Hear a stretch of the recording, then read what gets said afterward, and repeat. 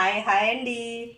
ఇప్పుడు పొటాటోస్ మనం ఉడకబెట్టేసుకున్నాం. 5-6 విజిల్స్ రానిచ్చి వాటిని పీల్ తీసేసి స్మాష్ చేసేసుకుందాం. దానిలో ఒక స్పూన్, హాఫ్ స్పూన్ అంతా పసుపు వేసేసుకుందాం. మనం కొంచెం పసుపు, సరిపడా సాల్ట్ వేసేసుకొని గరం మసాలా వేసుకుందామండి.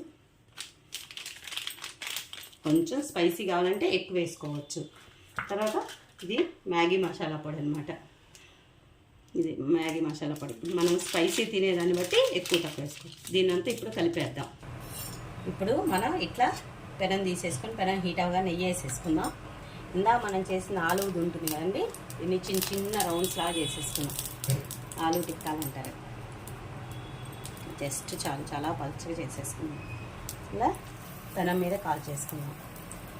ఇట్లా 5-6 కాల్ చేసేసుకుందాం. పెనం మీద కాల్చుకున్నాను చూడండి, ఆలూది ఇలా పెట్టేసేసుకుందాం.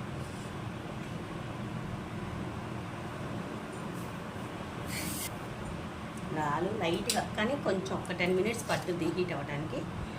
తర్వాత చాలా హెల్త్కి మంచిదండి, కానీ ఇన్స్టెంట్గా చేసాం కాబట్టి మనం అలా చేసాం. లేదంటే కొంచెం వెజిటబుల్స్ ఇంకొంచెం కలిపేసుకోవచ్చు.